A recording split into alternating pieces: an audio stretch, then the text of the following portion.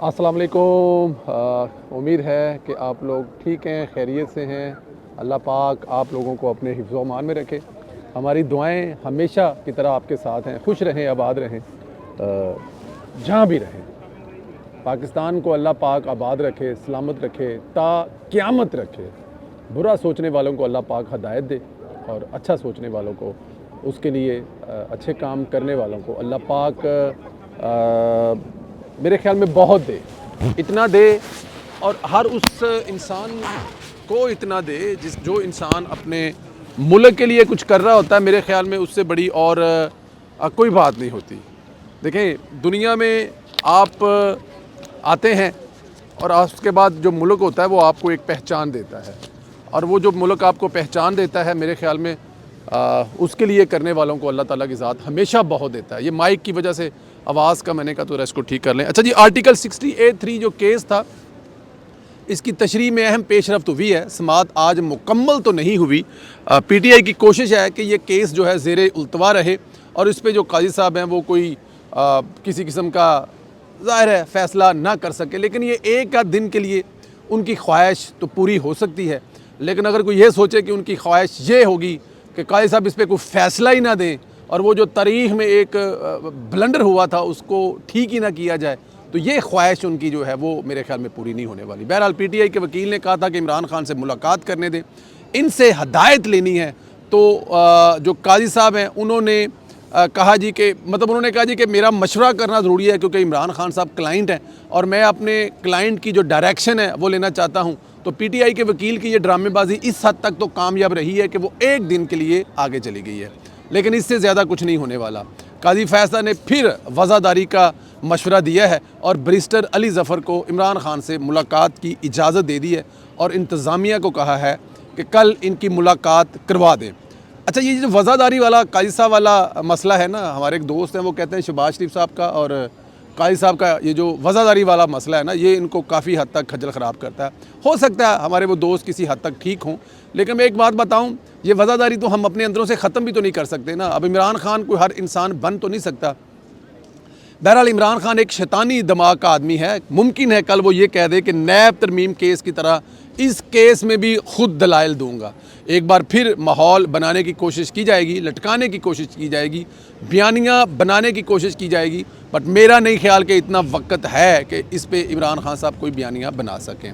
काजी को किसी ऐसी फरमाइश को पूरा नहीं करना चाहिए, मज़ीद वज़ादारी नहीं दिखानी चाहिए, क्योंकि ये सांप हैं, डसेंगे, इनसे आप अच्छाई की कभी तवक्का कर सकते ही नहीं हैं। फिर इसी केस में जस्टिस जमाल मंदोखेल ने मनी बख्तर की खूब बैंड बजाई और कहा कि मैं 63A केस में बेंच का हिस्सा था, क्या अब मैं नज़रसानी बेंच में बैठने से इनकार कर सकता हूँ? क्या ऐसा करना जो हमने हलफ उठाया हुआ है, ये हलफ की पासदारी होगी? और वैसे भी काजी साहब ये फरमा चुके हैं, क्योंकि हम तनहाएँ लेते हैं और जब हम तनहाएँ लेते हैं तो वो सिर्फ़ और सिर्फ इंसाफ करने की लेते हैं, छुट्टियां गुजारने की, बहाने करने की हम लोग तनहाएँ नहीं लेते। मंदोखेल साहब ने सवाल उठा दिया है, मनी बख्तर ने अगर बेंच में शामिल होने से इनकार किया तो हलफ की खिलाफ वर्जी है, और अगर हलफ की खिलाफ वर्जी हो तो इस पर एक्शन कौन लेगा? काजी ने कहा यहाँ तो फ़ैसलों को रजिस्ट्रार से ख़त्म करवाया जाता रहा है।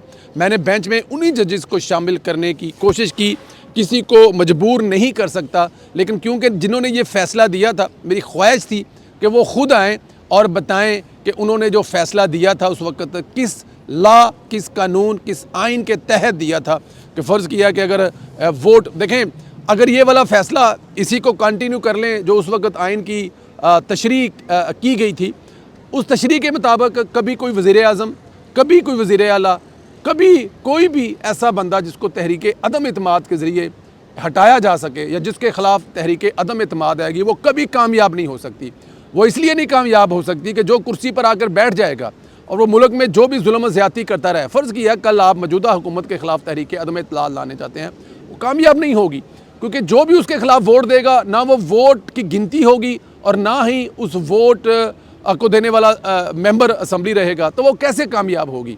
तो ये जब कानून बनाया गया, आइन बनाया गया, तो उस वक़्त के जो बुज़ुर्गों ने ये फ़ैसला किया था, तो मेरे ख़्याल में वो फ़ैसला ठीक था। अब जस्टिस मुनीब अख्तर जैसे इस फ़ैसले को रीराइट करेंगे और सोचेंगे कि ये हमेशा रहेगा, तो मेरे ख़्याल में ये काफ़ी मुश्किल काम है। एक और इंकशाफ हुआ है एक वकील के ज़रिए। आज अदालत के अंदर काजी फायज़ साहब पर बाकायदा तौर पर हमला कराया गया है, इनसे बदतमीज़ कराई गई। अब इंकशाफ हुआ है कि वो वकील प्लांटेड था। बताया जा रहा है कि आज काजी से भरी अदालत में बदतमीज़ी करने वाला वकील किसी हाज़िर सर्विस जज का जिगरी दोस्त है। वो जज काजी साहब का हम ख्याल नहीं है। ये एक ख़बर है जो आप तक पहुँचाई जा रही है कि जो आज वकील आया था वो कोई बाकायदा वकील नहीं है, हाँ एक जिगरी यार है किसी जज का। जो जज है वो कम अज़ कम काजी फैसला का हम ख्याल नहीं है, और वो जज जेली डिग्री वाला है। ये भी बताया जाता है कि इस वकील का तल्लुक़ कराची से है और इस जज को जेली डिग्री दिलाने में इस वकील का उस वक़्त बड़ा हाथ था। अदालत से बाहर इस वकील ने काजी पर ज़ाती हमले किए, काजी को बदकार कह दिया, इनकी ज़ात पर हमले कर रहा है। यहाँ कानून सोया हुआ है, तो अदालत कहाँ है, आइन कहाँ है, एफआई इसका नोटिस क्यों नहीं ले रही। बहरहाल अगर पीटीआई की बात करें तो एक खातून ने सुप्रीम कोर्ट में काजी से उलझकर बुशरा बीबी की तर्जमानी हासिल की, खैबर पख्तूनख्वा में वजारत हासिल की। मेरिट के इस पैमाने को मद्देनज़र रखे तो आज फिर काजी से बदतमीज़ करने वाले वकील को इमरान खान सीने से लगाएगा, और ऐन मुमकिन है कि अगले किसी फेस में जाकर इमरान खान साहब इस बदतमीज़ वकील को पार्टी में कोई ओहदा भी दे दें। यहाँ काजी साहब की भी वफादारी दिखाई जाती है जहाँ उन्हें दिखानी चाहिए। काजी साहब ने इस वकील को गिरफ़्तार होने से रोक दिया है और पुलिस को मना कर दिया है कि इस वकील को गिरफ़्तार ना करें। काजी फैसा अपने ऊपर ज़ाती हमलों पर तहम्मुल का मुजाहरा करते हैं, वरना इफ्तिखार चौधरी और साकिब निसार तो वकला के लाइसेंस तक मसनू कर देते थे, मनसूख कर देते थे, और साकिब निसार ने एक अरसा तक इरफान कादर का जो लाइसेंस है वो मंसूर किए रखा। और फिर निहाल हाशमी वाला केस आपको याद है कि आपने तौहीन अदालत की है, तो उनके साथ क्या किया था, उनका भी उन्होंने कहा था कि ये रोज़ी रोटी मेरी, अगर आप मुझसे लाइसेंस ले लेंगे तो मैं केस कैसे लड़ूंगा और केस किस तरह लड़ सकता हूँ।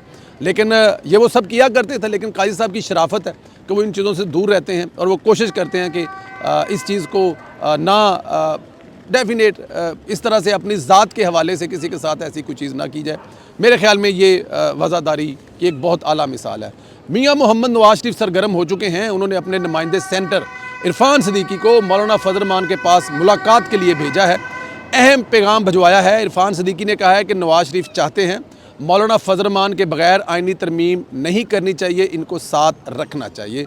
नवाज शरीफ ने आज अपना घर अपनी छत के स्कीम के तहत चेक भी तकसीम किए। इस दौरान बहुत अहम गुफ्तगू भी की।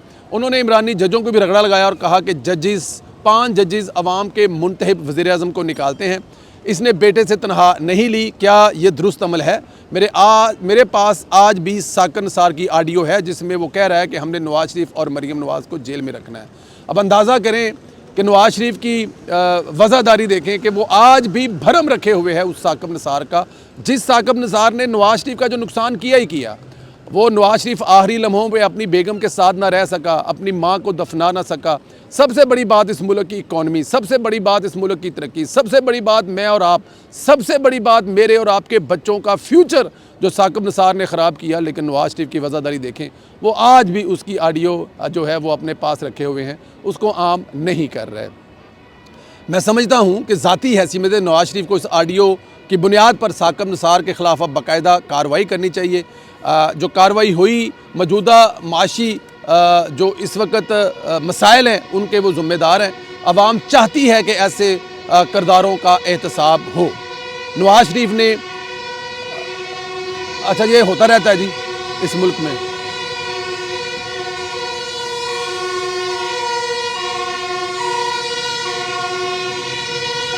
जी आपको नज़र आई है जी,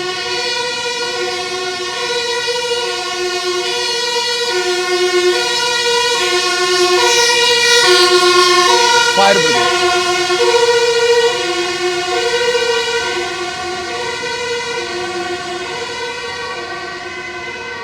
फायर ब्रिगेड की गाड़ी है जी। इसका सायरन बहुत तगड़ा होता है और फायर ब्रिगेड के पीछे पुलिस की एम्बुलेंस भी जा रही है। ये बड़े, जब ऐसी कोई हैपन होती है, जब फायर ब्रिगेड की गाड़ी निकलती है तो उसके साथ ही एम्बुलेंस की गाड़ियाँ भी निकल आती हैं, क्योंकि खुदा ना करे जिस जगह पे कुछ हैपन हुई है, आग लगी है, कोई और मसला हुआ है और फायर ब्रिगेड वहाँ पे आग बुझाएगी तो उसके साथ फिर जाहिर है एम्बुलेंस की ज़रूरत होगी।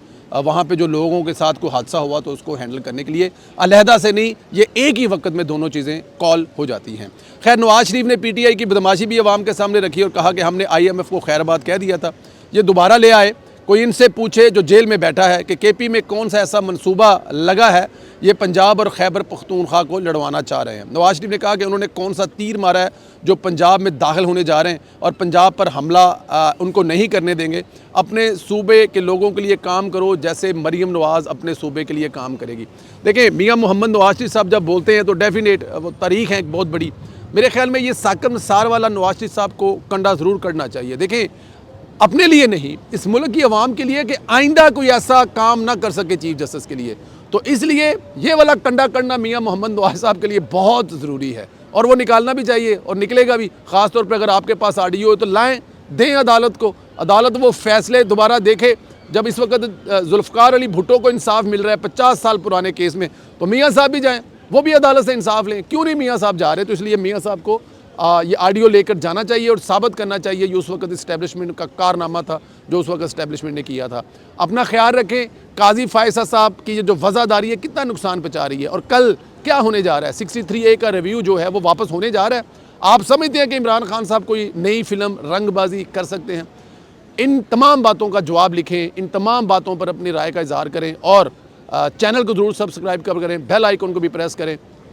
दोस्त कॉफ़ी पी रहे थे, मैं बाहर आकर आप लोगों से बात कर रहा हूँ। अल्लाह ताला की ज़ात आप लोगों को अपने ज़मान में रखे। इजाज़त दें, ख्याल रखें, खुदा हाफ़िज़।